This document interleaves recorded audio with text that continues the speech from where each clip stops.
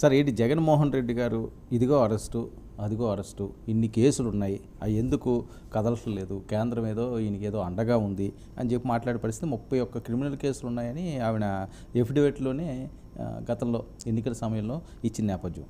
అసలు జగన్మోహన్ రెడ్డి గారి కేసులనే అంశం అన్నది రాజకీయపరమైన అంశమా, లేకపోతే ఆయన నిజంగానే అరెస్ట్ చేసే అవకాశం ఉంటుందా, లేకపోతే కూటమి ప్రభుత్వం ఏదైతే ఉందో లేకపోతే ఎన్డీఏలో భాగస్వామ్యం ఏదైతే ఉన్నదో వాళ్ళ ఇన్ఫ్లుయెన్స్ ఏమన్నా ఉంటుందా అక్కడ? అంటే జగన్ అయినా లేకపోతే ఎవరినైనా రవినైనా వర్మనైనా ఊరికైనా ఎందుకు అరెస్ట్ చేస్తారు? ఏదో ఒక కేసు, ఏదో ఛార్జ్ షీట్, ఏదో ఒక ఎఫ్ఐఆర్ దాంట్లో ఉండాలి కదా. ఇప్పుడు పోనీ ప్రకాశం బ్యారేజ్ పడవలనో లేకపోతే ఇంకోటనో దాంట్లో ఏమన్నా ఈయన పేరు వస్తుందా?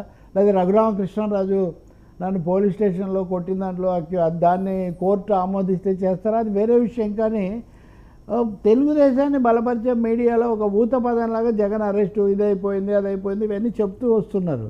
కానీ అదేం జరగడం లేదు. ఇందాక నేను మీకు చెప్పిన అనేక అసంతృప్తుల్లో ఇది కూడా ఒక అసంతృప్తి. ఓకే, జగన్ ఏం చేయలేకపోతున్నాం, జగన్ మీద ఇన్ని కేసులు ఉన్నాయి, జగన్ ముఠా ఇదంతా ఇవన్నీ చాలా చేస్తూ ఉన్నాం, మనం ఏం చేయలేకపోతున్నాం. అంటే బీజేపీ మనకు హెల్ప్ చేయటం లేదు. ఇప్పుడు 31 కేసుల్లో 11, 12 క్విడ్ ప్రోకో ఛార్జ్ షీట్లు. అవును. ఇప్పుడు ఏమన్నారు మీరు? చాలాసార్లు మీ దగ్గరికి కూడా వచ్చింది, ఇంకా 3 నెలల్లో అయిపోతుంది, ఏడాదిలో అయిపోతుంది. మళ్ళీ ఈ ప్రభుత్వం వచ్చి కూడా 3 నెలలు దాటిపోయి ఒక కదలిక లేదు, ఛార్జ్ షీట్ లేదు. అందుకనే ఇప్పుడు ఒక నిజమైన సందేహం ఏమొస్తుందంటే సిబిఐ, ఈడీ తర్వాత ఐటీవీ పూర్తిగా కేంద్రం కనుసన్నల్లో పనిచేస్తాయనే విషయంలో ఎవరికి సందేహం లేదు. లేనప్పుడు వీళ్ళు ఎందుకు ఈ కేసుల్లో కనీసం స్టెప్ వేయడం లేదు? నిన్న కూడా పాస్పోర్ట్ రద్దయిపోయింది, ఇదైపోయింది అంటే ఆయనకు మళ్ళీ 5 ఏళ్ళ పాస్పోర్ట్ వచ్చింది, ఆయన తీసుకొని ఆయన వెళ్ళిపోతారు. సో ఈ పరిస్థితుల్లో కావాలని ఈ కేసుల్లో కదలేక తీసుకోవటం లేదు సిబిఐ. అనేక మందిని అరెస్ట్ చేస్తున్నారు, జైల్లో పెడుతున్నారు, విచారణ చేస్తున్నారు కదా. మరి జగన్ కేసుల్లో సిబిఐ ఎందుకు ప్రెస్ చేయడం లేదు? ఎందుకు అవి వేగంగా కదలడం లేదు? అంటే బీజేపీ ఇక్కడ డబుల్ గేమ్ ఆడుతుంది. అంతకు ముందులాగే ఇప్పుడు కూడా వాళ్ళు ఏం మాట్లాడినా కానీ జగన్ పట్ల వాళ్ళు మెతక వైఖరి అనుసరిస్తూ ఉన్నారు. తెలుగుదేశం పార్టీ మనం పూర్తిగా బీజేపీని నమ్మి దాని వెనక తిరిగాం, కానీ మనం కేంద్రం చర్య తీసుకోదేమో అనే ఒక సందేహం తీవ్రంగా కలుగుతుంది వాళ్ళకు. ఇంకొకటి ఏమో దీని మీద శృతి మించి ప్రచారం చేసిన మీడియాను, ఆ తెలుగుదేశం పార్టీకి మీడియా సమస్య కూడా ఉంది. తెలుగుదేశం పార్టీకి చంద్రబాబుకు లేదా లోకేష్కు వాళ్ళ రాజకీయ ప్రయోజనాలు, వాళ్ళ ప్రభుత్వాన్ని కాపాడుకోవడం వాళ్ళు అవి ఉంటాయి. మీడియాకేమో ఆ రోజు సాయంత్రానికి హెడ్లైన్స్ ఒక అందులో మళ్ళీ అనుకూల మీడియాలో కూడా ఒకరి మీద ఒకరు పై చేయి సాధించడం ఈ చర్చ. సో వాళ్ళు రోజు ఏదో ఒకటి చెప్తుంటే వీరోచితంగా వాళ్ళు చర్చలు పెట్టి ఇది అయిపోయింది అది అయిపోయింది అంటే అది అయిపోవట్లేదు. మామూలు కార్యకర్తలేమో ఇవి చూసి ఒక అభిప్రాయానికి వచ్చి రేపు అరెస్ట్ అవుతాడు అనుకుంటున్నారు. ఆయన మళ్ళీ ఎల్లుండి కూడా ఇక్కడే మాట్లాడుతున్నాడు.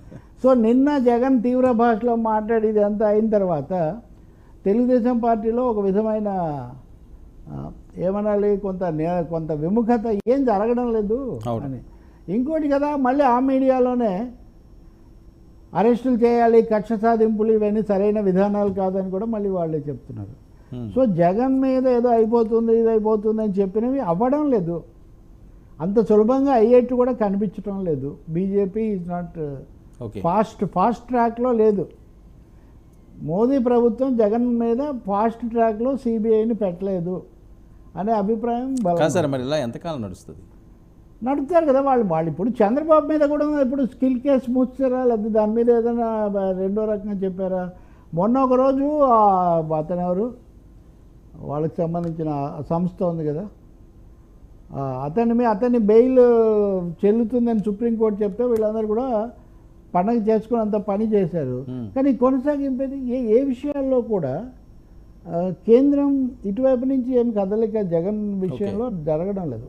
వాళ్ళేమంటారు, అన్ని కోర్టు ముందు ఉన్నాయి, మేము హాజరవుతున్నాం, మా అడ్వకేట్లు హాజరవుతున్నారు, కోర్టుకు మీరే రావాలి, ముఖ్యమంత్రి పదవి అయిపోయింది కాబట్టి కోర్టుకు హాజరు కావాల్సిందే, ఇంకా ఆయనకు ఉండదు అన్నారు. ఇప్పటివరకు అయితే హాజరు కాలేదు. అవ్వకపోవడం పెద్ద సమస్య కాదు. అమెరికా అధ్యక్షుడు కూడా హాజరవుతాడు. అవును, మనకు తెలుసు కదా. వెళ్ళి ఒక సాక్ష్యం ఒకసారి చెప్పొస్తారు. కానీ ఇంతవరకు ఏం జరగనే లేదు. ఇప్పుడు పాస్పోర్ట్ కేసులో అయితే కనీసం దానికోసం పూచీకత్తు ఇవ్వడానికి సంతకం అందరూ పెట్టేస్తారు. సంతకం పెట్టడానికి కోర్టు, అసలు ఎవరో కోర్టుకు వెళ్తేనో లేదా ఎవరికో బెయిల్ రద్దు అయితేనో ఘన విజయం అనుకోవడం ఒక ఇది. నిజంగా క్వాలిటేటివ్గా గుణాత్మకమైన చర్య ఇప్పటికిప్పుడైతే వచ్చే అవకాశం ఏమీ కానీ ఈ ఏడాది అయిపోతుంది ఇంకా ఈ ఏడాదిలో అయిపోతాయి అన్నారు కదా కేసులు ఎన్నికల మొదట్లో. అవును, ఈ ఏడాది ఇంకేం అవ్వవు, ఇప్పటివరకు ఛార్జ్ షీటే పెట్టలేదు కదా.